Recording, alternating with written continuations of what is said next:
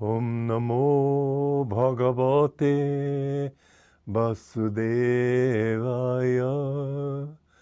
Om Namo Bhagavate Vasudevaya. Om, I bow to the Lord Vasudeva. Joy to you, friends. We're on the second chapter of the Bhagavad Gita. It's a very long chapter. But in the beginning of it, Arjuna is pitying himself for the problems that he is facing, the dilemma. And we must understand when he's speaking, he says, well, let me read it first. I see no way out of my dilemma. This affliction pounds my senses. It would persist, I am certain, even were I to attain untold riches and dominion. But he's not talking of worldly dominion in this case. He's talking of spiritual powers. You know, there's this, I don't know if I told you the story of Baba Gorokanath, but it's a beautiful story. How he lived to be 300 years. He developed all the powers of siddhis, all the siddhis of yogis. And he saw that he was about to die, and through the spiritual eye, he saw this young man sitting by the Ganges. And he appeared to him and he said, I am Baba Gorokanath. And this young man, instead of gasping, he said, yes, and what is it? You're disturbing my meditation. Baba Gorokanath said, I see that the time has come for me to leave this body, and I want to transfer my powers that I have developed over these 300 years to a worthy person, and that worthy recipient I see is yourself. And the young man was not very impressed.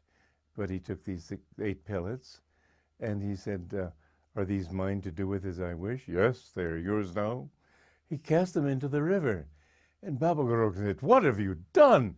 You've thrown away these powers that I have developed over 300 years? And the young man looked at him and he said, in delusion yet, Baba Gorokanath? And Gorokanath then realized that he was still working with Maya. Delusions is a very subtle thing, but in the Catholic Church they say that people become saints if people are made saints if they can perform miracles. You can perform all the miracles and still you can fall. I also told the story of Sadhu Haridas, who performed many miracles. One time he was in a boat, and I told you this one also, but it's worth repeating. The missionary was with him, and he said to this missionary, what could your Jesus do that I can't do? And because they were on a boat on a lake, the missionary said, well, he walked on water. Haridas said, is that all? And he jumped out of the boat and walked on the water, and wherever he went, the boat followed him. But the Maharaja of that area said, I know you all think highly of this man, but there's something wrong with him. There's something doesn't seem right. And after a while, Baba Haridas, Sadhu Haridas, fell in love with a woman and ran off with her and stayed with her for a while. Then he realized his mistake and he came back and he said, I am sorry. And my guru said he was a completely liberated soul. One of the women disciples said to Master at that point, but sir, isn't the punishment much greater when you fall from such a high state? Master said, God is no tyrant. If you've been eating good cheese and you take up bad cheese and you find that it's not what you really want, you go back to the good cheese, he won't disappoint you. And so it is that we must understand that God is always on our side. He's always our friend. But we can fool ourselves very easily in this struggle between the good side and the bad is continual. But Arjuna is saying, I don't want even dominion. I don't want anything. Even if I were to placed in as a king of the gods, as Indra, and given a seat of great glory in heaven, I wouldn't want it, just because I can't stand the idea of killing this pride of mine, this lust of mine, this avarice of mine, this desire for money, this desire for praise and everybody looking up to me, and all the things that people fall into so readily. He says, I'd rather I'd rather sacrifice everything than give up these qualities that have been mine for so many incarnations.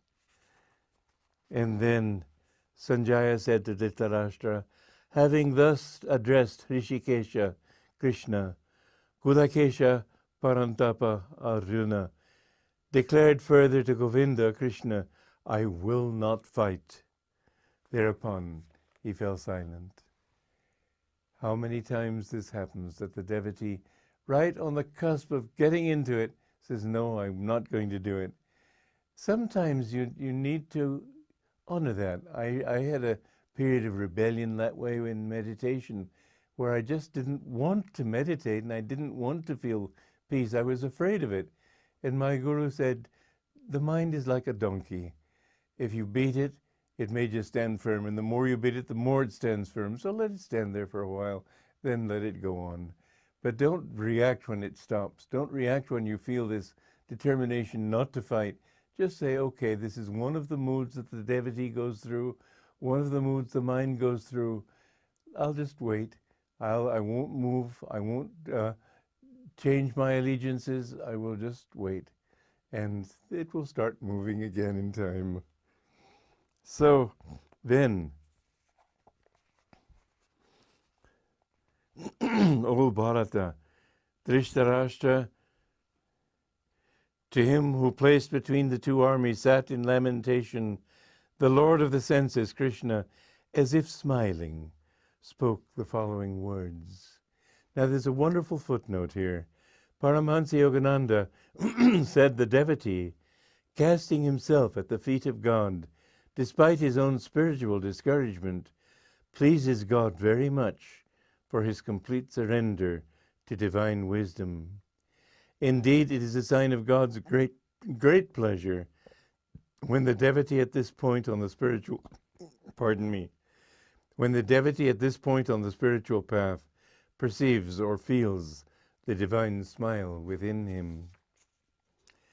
The Gita statement, as if smiling, signifies that the devotee, though he may not actually see the Lord's smile in vision, will be sufficiently comforted if he simply feels that divine smile in his heart.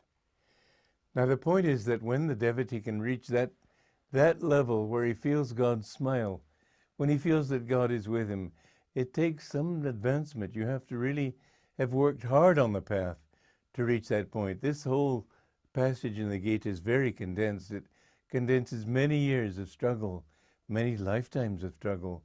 But when you reach that point where you feel, or even better, see God's smile in vision or feel it in your heart, know that you are very close to that point where Yogananda said, efforts end in ease. So never think, this is one of the delusions that the mind places upon us.